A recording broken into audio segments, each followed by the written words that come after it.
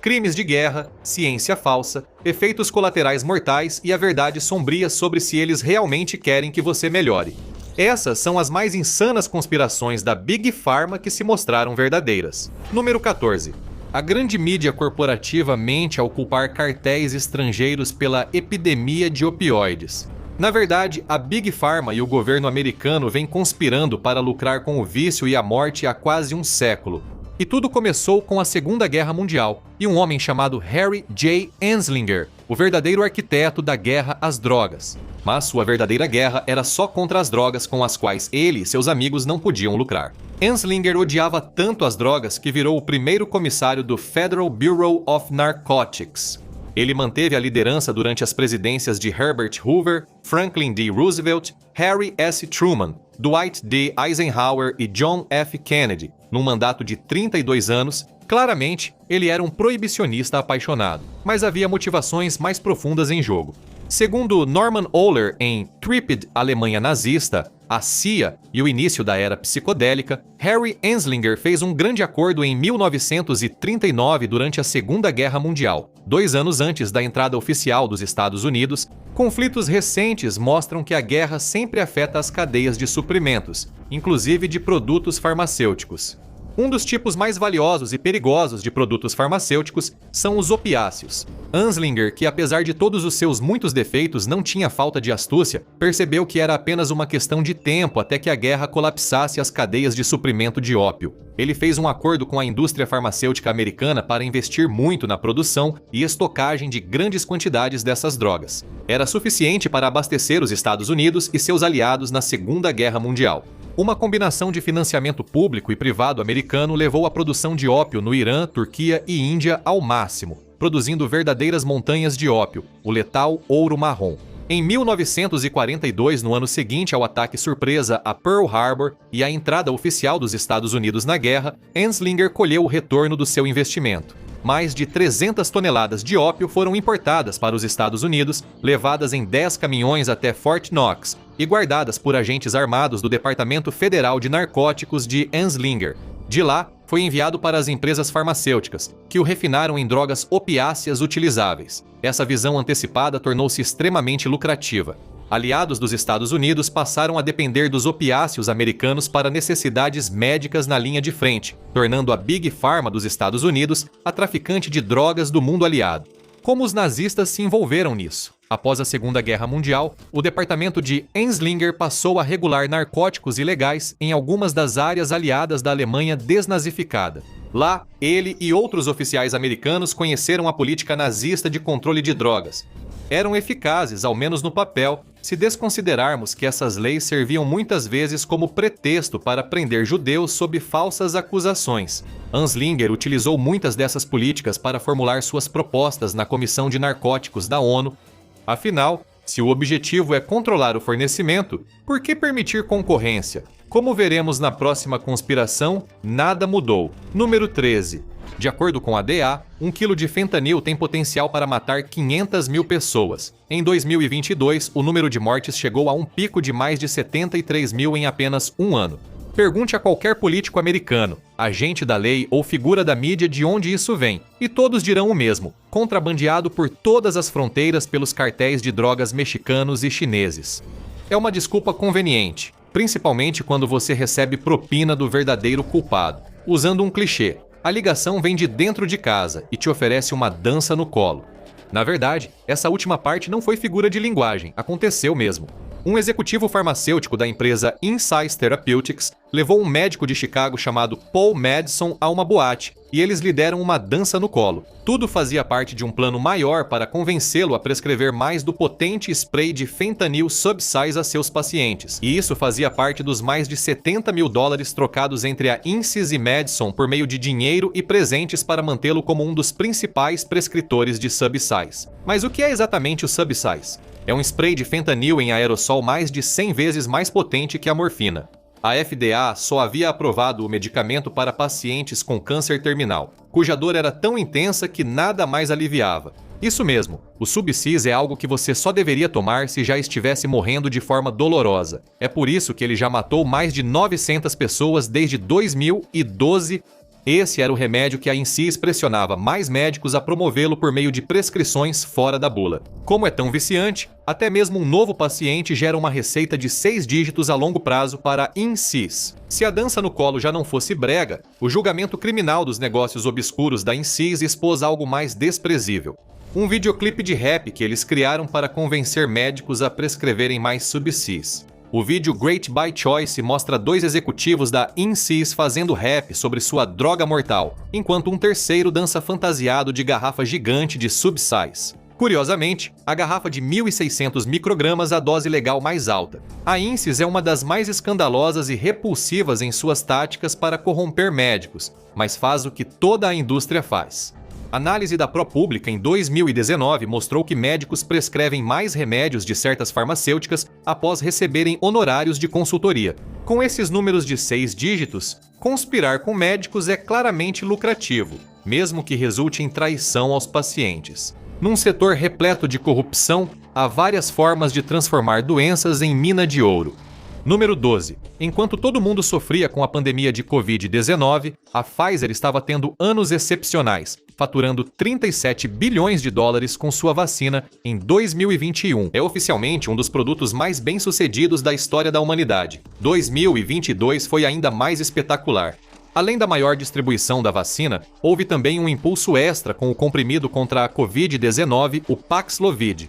Ele teve uma taxa de sucesso de 90% no tratamento de sintomas graves em adultos vulneráveis infectados pelo vírus. Tudo isso parece ótimo, pois esses fatores foram essenciais para controlar a pandemia e provavelmente salvaram milhões de vidas. Mas, como em tudo no mundo corporativo, sempre existe uma letra miúda que eles realmente esperam que você simplesmente não preste atenção.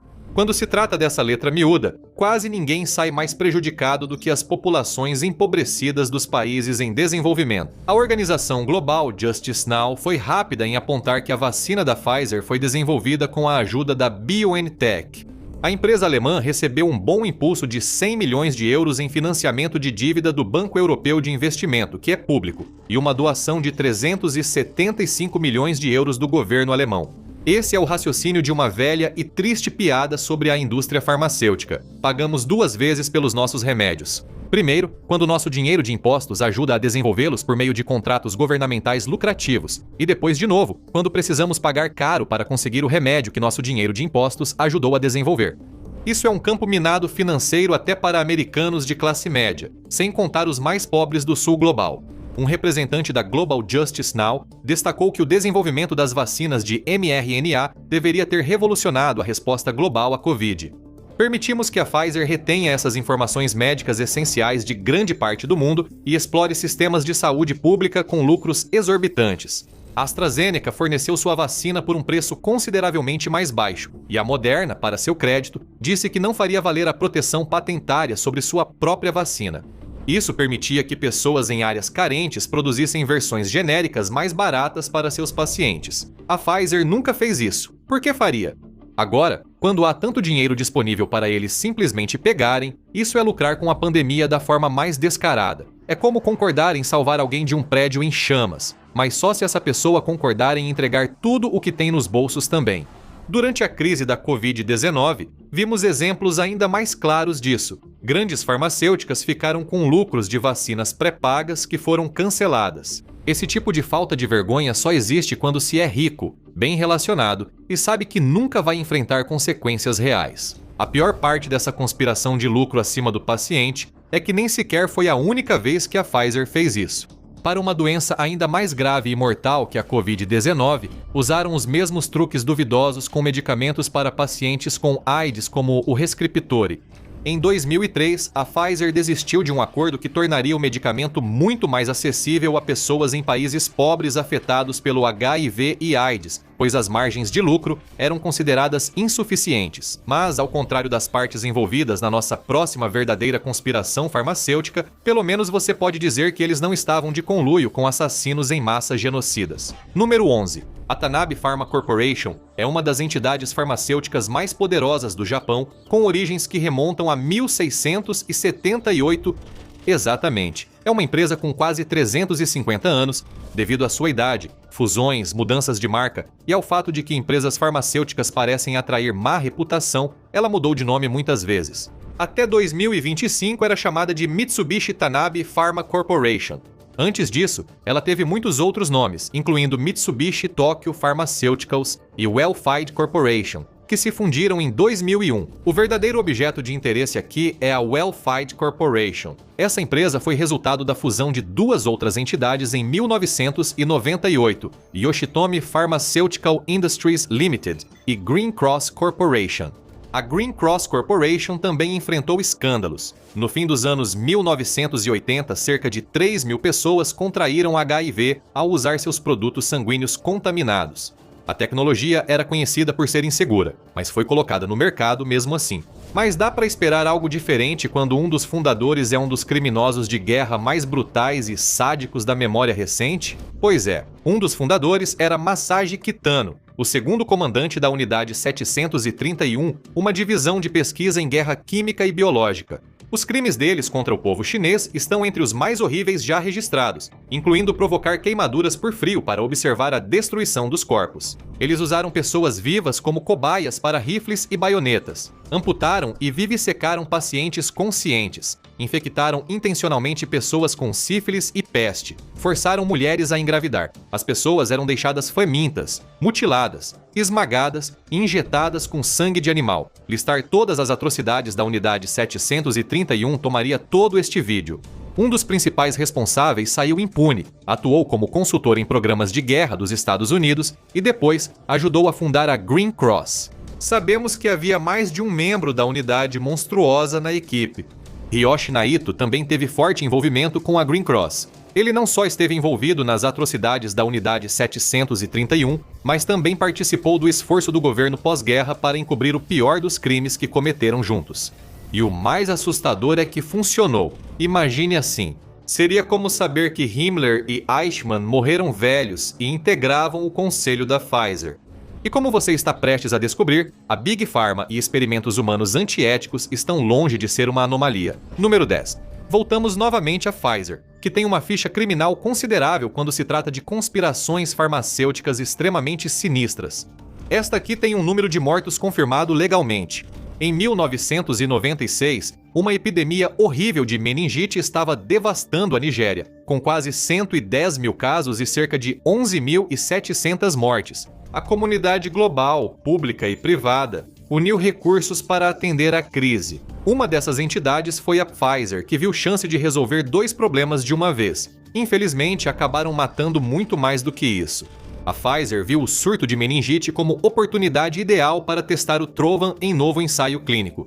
A FDA aprovou o uso em adultos, mas os testes não foram feitos em crianças no Ocidente por motivos óbvios. Crianças nigerianas, sem outra opção, pareciam ser cobaias mais seguras. Talvez algumas delas até fossem curadas no processo. Uma vitória, teoricamente. A forma como a Pfizer conduziu esses testes foi extremamente antiética e, segundo alguns, até perversa. Não obtiveram o consentimento informado dos pais das crianças que tomaram Trovan, nem informaram que os medicamentos eram experimentais. Eles fizeram esses experimentos em hospitais onde Médicos Sem Fronteiras tratavam pacientes com métodos legítimos. 200 crianças receberam Trovan e 11 morreram por causa disso. Muitas também sofreram efeitos colaterais graves, como perda de fala, audição, cegueira, insuficiência hepática, paralisia e distúrbios neurológicos. Os pais ouviram que havia esperança de cura, mas seus filhos ficaram incapacitados após um teste de medicamentos de uma grande farmacêutica americana. Isso foi visto por muitos nigerianos como um ataque político direto do Ocidente contra a maioria muçulmana do país. Além de ser um incidente horrível, ele deixou um perigoso legado de ceticismo em relação às vacinas em vários países africanos. Em 2022, apenas 23% das pessoas estavam vacinadas em todo o continente. Incidentes como os testes mortais da Pfizer têm sido grandes fatores para manter esses números abaixo do limiar de imunidade coletiva. Tudo o que a Pfizer sofreu por isso foi uma má repercussão na mídia, além de um suposto acordo extrajudicial de 75 milhões de dólares para o governo local e 175 mil dólares para 4 famílias de crianças mortas em 2009. Isso equivale a um erro de arredondamento nas margens de lucro lucro anuais deles. Medicamento é caro, mas é necessário. Mas e se um dos maiores motivos para os medicamentos serem tão caros, na verdade, fosse apenas uma grande mentira?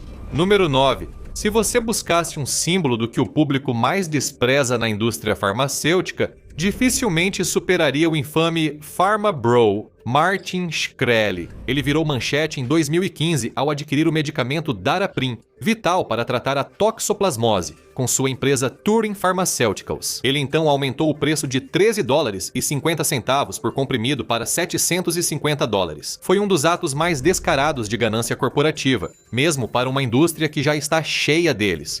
Para criticar Shkreli, adolescentes australianos produziram o princípio ativo do remédio por uma fração do custo. O experimento deles na sala de aula produziu 0,13 onças de pirimetamina por $20. Nos Estados Unidos, essa mesma quantidade custaria até $110 mil.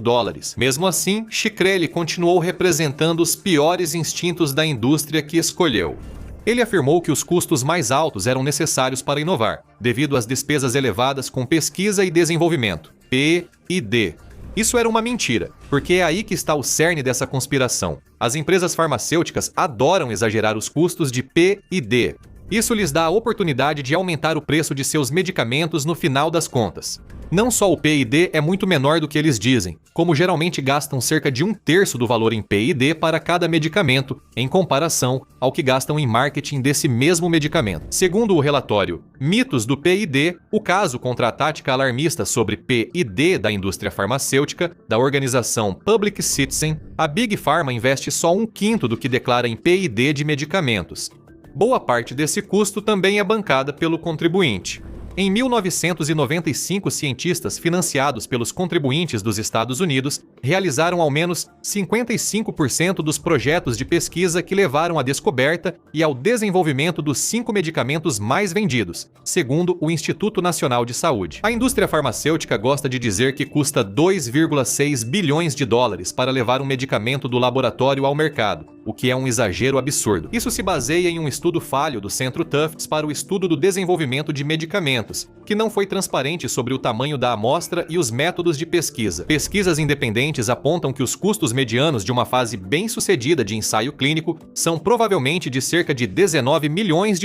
Isso é apenas uma fração do valor total capitalizado do pipeline que a Big Pharma adora exibir, e espera que você não examine muito de perto. Mentir sobre seus próprios custos para inflar artificialmente seus preços e seus lucros é uma tática absolutamente repreensível.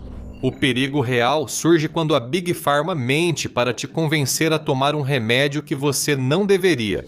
Número 8. Todos sabem que medicamentos causam efeitos colaterais. E, em geral, quanto mais grave a doença, mais severos tendem a ser os possíveis efeitos posteriores do tratamento. Quem toma medicação assume um risco consciente, optando entre sofrer com os sintomas da doença ou enfrentar os riscos potenciais de aliviá-los, ao menos quando as farmacêuticas são honestas sobre esses riscos. Foi exatamente o que ocorreu com a Merck e o anti-inflamatório Vioxx.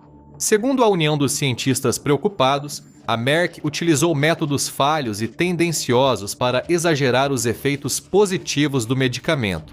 Não é o tipo de tática secreta adequada quando vidas estão em risco. A Merck descumpriu um princípio essencial dos testes de medicamentos. Após comparar a eficácia do Vioxx com a do naproxeno, um medicamento concorrente, executivos alegaram falsamente que o naproxeno tinha um efeito cardioprotetor exclusivo. Que dado eles tentavam esconder com essa manobra corporativa?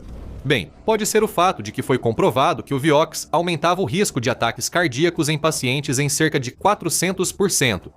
E também tem o remédio anti-artrite Celebrex, dos nossos amigos da Pfizer. Parecia uma dádiva para quem recebia, e por um tempo foi um dos medicamentos mais lucrativos da empresa. Foi só em 2012 que se descobriu que a Pfizer selecionava dados dos testes para que o medicamento parecesse mais seguro do que era. Embora já houvesse mortes relacionadas ao Celebrex, tanto por úlceras estomacais quanto por ataques cardíacos desde 1999, esses casos foram falsamente retratados como exceções bizarras que não mereciam muita atenção. Executivos foram flagrados conspirando por e-mail para apresentar os dados da forma mais favorável possível. Eles tiveram que pagar mais de 164 milhões de dólares para encerrar uma ação coletiva de investidores. Eles também foram obrigados pela FDA a parar de promover o Celebrex em todas as suas formas para o público, mesmo que tecnicamente ele ainda estivesse autorizado a permanecer no mercado. Talvez não surpreenda saber que grandes empresas distorcem a verdade por dinheiro, deixando vidas humanas como dano colateral. O surpreendente é uma das técnicas conspiratórias secretas que eles usam para isso. Número 7. Quando você ouviu pela última vez sobre uma grande descoberta médica no noticiário? Medicamento ou tratamento inovador que parecia direcionar a medicina para um novo caminho. Se você não lembra de nenhum desde a Covid, não está sozinho. Isso ocorre porque grandes farmacêuticas preferem investir em medicamentos Me Too. Também conhecidos como medicamentos sucessores, são remédios muito parecidos com os já existentes, mas com pequenas modificações. Existem benefícios nos medicamentos Me Too, desde fazer pequenas, mas necessárias melhorias no medicamento original, até oferecer uma gama mais ampla de opções para pacientes com necessidades altamente individualizadas. Mas, embora isso não seja pouca coisa, críticos acusaram os medicamentos Me Too de serem uma grande sanguessuga da indústria farmacêutica. Algumas das principais críticas aos medicamentos Me Too são de que eles desviam recursos de pesquisa e desenvolvimento para remédios que apenas expandem as linhas de produtos das grandes farmacêuticas. Os números são bastante preocupantes. Eles indicam quanto da produção de medicamentos é voltada aos Me Too, em vez de medicamentos inovadores. Mais de 60% dos medicamentos listados na lista de medicamentos essenciais da Organização Mundial da Saúde são remédios Me Too. Isso é especialmente preocupante para os pesquisadores de antibióticos, onde a ameaça de infecções resistentes a antibióticos está sempre presente. É necessária uma evolução constante para se manter à frente dessa ameaça. Mas isso nem se compara ao truque mais diabólico que a Big Pharma usa para garantir o máximo lucro com seus medicamentos. Número 6. Patentes. Elas permitiram que a Pfizer aumentasse o preço das vacinas e que Martin Shkreli elevasse absurdamente o valor do Daraprim. O problema para a Big Pharma é que patentes não duram para sempre, em média apenas 14 anos. Alguns estudos mostraram que os tipos de versões genéricas disponíveis para medicamentos fora de patente podem ser até 95% mais baratos. Então, se a Big Pharma quer manter seus preços o mais altos possível, eles precisam encontrar uma maneira de estender artificialmente suas patentes além do tempo de vida natural delas. Essa técnica é chamada de evergreening. Você nunca mais vai olhar para a Big Pharma da mesma forma depois de descobrir isso. É algo enganosamente simples. As empresas continuam buscando novas patentes para variações surpreendentemente pequenas do medicamento original. Suponha que adicionem um novo ingrediente, como os medicamentos Me Too que mencionamos, ou lancem o remédio em nova dosagem ou método, como de injeção para inalação ou comprimido. A Big Pharma chama isso de gerenciamento do ciclo de vida, mas, na verdade, é gerenciamento de preços. Mesmo com patentes contestadas, as empresas não se preocupam. Enquanto gastam com batalhas judiciais, ainda vendem medicamentos pelos preços praticados enquanto a patente ainda vale. O Departamento de Contabilidade já deve ter analisado o custo-benefício. Essas taxas legais são uma gota no oceano comparado ao que eles estão ganhando enquanto essas batalhas ainda estão acontecendo. O Dr. Joel Lekshin, professor na Escola de Políticas e Gestão em Saúde da Universidade York, em Toronto, afirmou: ao prolongar artificialmente a patente de algo, geralmente não se busca vantagem terapêutica significativa. O que se busca é a vantagem econômica da empresa. Essa extensão artificial de patentes é um segredo de polichinelo. É o tipo de técnica permitida por lei, mas terrível que prejudica pobres e doentes, mas agrada aos acionistas da empresa. Mas e quantas vezes em que a ciência vai contra os interesses da grande indústria farmacêutica e eles tentam varrer isso para debaixo do tapete? Número 5. Dá para chamar de conspiração se não houver forças corporativas sinistras ameaçando um denunciante para silenciá-lo? Foi o que ocorreu com o Dr. John Boozy ao descobrir que o Avandia, remédio para diabetes da GlaxoSmithKline, causava doenças cardíacas em pacientes nos testes clínicos. O ano era 1999 e o Dr. John Boozy trabalhava na Universidade da Carolina do Norte quando fez sua descoberta e publicou seus achados. Isso levou a uma ameaça imediata de ação judicial da GlaxoSmithKline, que poderia ter destruído a carreira do Dr. John Boozy e arruinado-o financeiramente. Não haveria como um homem com o salário de um pesquisador enfrentar legalmente uma gigante farmacêutica. As ameaças foram tão graves que Buzzi teve que assinar uma carta da empresa desacreditando suas descobertas. Afirmava que os dados estavam fora de contexto e que mais estudos eram necessários para conclusões. Porém, pesquisas posteriores confirmaram o que Buzzi dizia.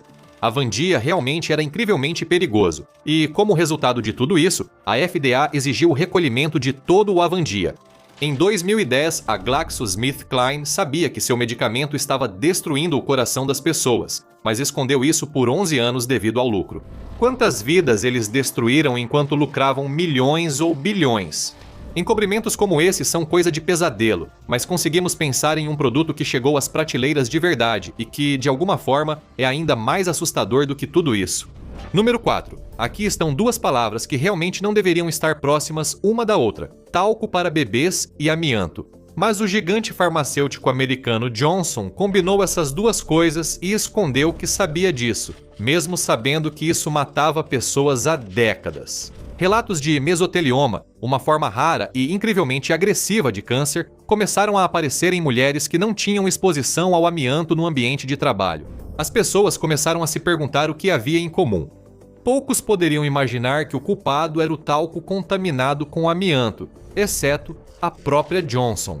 Em pelo menos 3 testes realizados por 3 laboratórios diferentes entre 1972 e 1975, eles encontraram amianto em seu talco e simplesmente decidiram esconder os resultados. O impacto humano disso é realmente revoltante. Mais de 11 mil pessoas afirmam que o talco da Johnson está por trás de seus casos de câncer. Isso inclui milhares de mulheres que sofrem especificamente de câncer de ovário agressivo. Algumas dessas pessoas provavelmente foram contaminadas pela primeira vez quando eram literalmente bebês. Tudo graças à ganância da grande indústria farmacêutica. Desta vez, pelo menos, o sistema jurídico fez justiça parcial às vítimas da indústria farmacêutica. Johnson foi condenada a pagar US$ 40 milhões a quem teve câncer pelo talco contaminado. Para superar isso, seria preciso algo realmente maligno, sabe? Como provas de que uma empresa farmacêutica ativa participou dos piores crimes dos nazistas. Pois é, temos novidades para você. Número 3. Assim como a Green Cross Corporation do Japão, a Bayer, criadora da aspirina e de muitos medicamentos, é uma empresa muito antiga, 162 anos para ser exato. Como a Green Cross Corporation do Japão, parte dos avanços da Bayer na medicina contou com alianças com criminosos de guerra da Segunda Guerra Mundial. Esse não é apenas um caso de uma grande empresa sendo tacitamente cúmplice do regime nazista por operar na Alemanha naquela época. A Bayer, como parte do conglomerado IG Farben, participou ativamente de algumas das piores atrocidades já cometidas pelos nazistas, tudo apenas para se enriquecer. Eles pagaram um salário ao médico da SS, Helmut Vetter, para testar drogas como rutenol em prisioneiros nos campos de concentração de Auschwitz, Dachau e Gusen. Vetter era tão desprezível que depois da guerra, foi julgado e enforcado pelos americanos por seus crimes. Ele também contou com a ajuda de Eduard Werth e Friedrich Andress, que testaram medicamentos da Bayer em mulheres propositalmente infectadas por tuberculose e difteria no bloco de celas 20 de Birkenau. Transformar inocentes em cobaias humanas era algo comum para eles. Como parte da IG Farben, eles supervisionaram o trabalho escravo de judeus em fábricas nazistas, e, em especial, a fábrica química em Auschwitz. Era supervisionada pessoalmente por um executivo sênior da Bayer e provavelmente fabricava produtos químicos para o setor farmacêutico da empresa. Em 1995, a CEO da Bayer, Helga Weimeyer, pediu desculpas publicamente pelo envolvimento da empresa em experimentos humanos e trabalho escravo no Holocausto.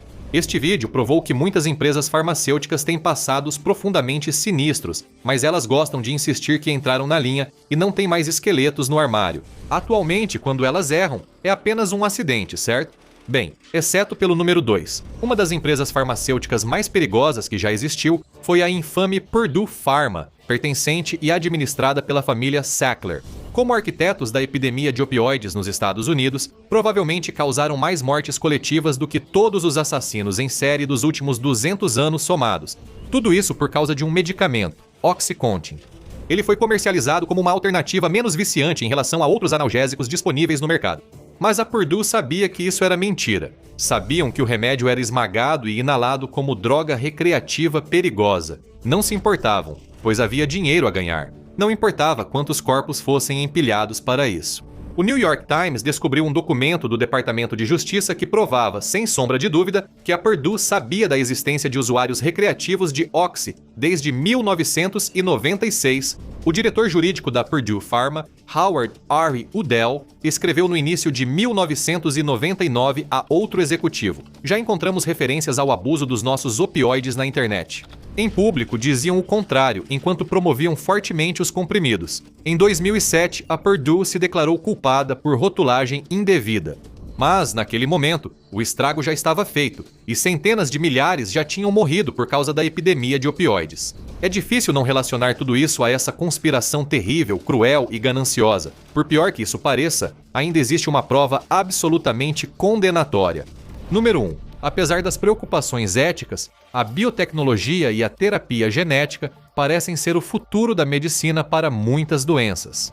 Parece ficção científica, mas com investimento suficiente em pesquisa e desenvolvimento, talvez um dia seja possível. Humanos podem ser totalmente curados de doenças, não apenas tratados sintomaticamente. Isso chamou a atenção de alguns nomes de peso. Ao pensar em investir nessas empresas, o Goldman Sachs perguntou: curar pacientes é um modelo de negócio sustentável? Esta é uma citação real de um relatório de pesquisa em biotecnologia do Goldman Sachs.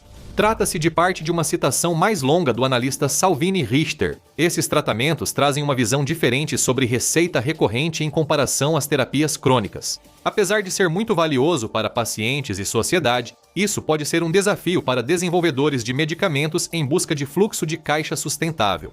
Resumindo o jargão empresarial, Richter questiona: por que permitir que as pessoas comprem sua saúde se é possível obrigá-las a alugá-la? São as mesmas táticas duvidosas de assinaturas de streaming e jogos como serviço, mas agora, em vez de afetar seu entretenimento e renda, afetam sua vida. E se isso é o que eles estão dispostos a dizer em voz alta, dá para imaginar o que mais eles estão escondendo? Quer saber de mais alguns horrores químicos? Confira o que o fentanil faz com o seu corpo ou assista a isso.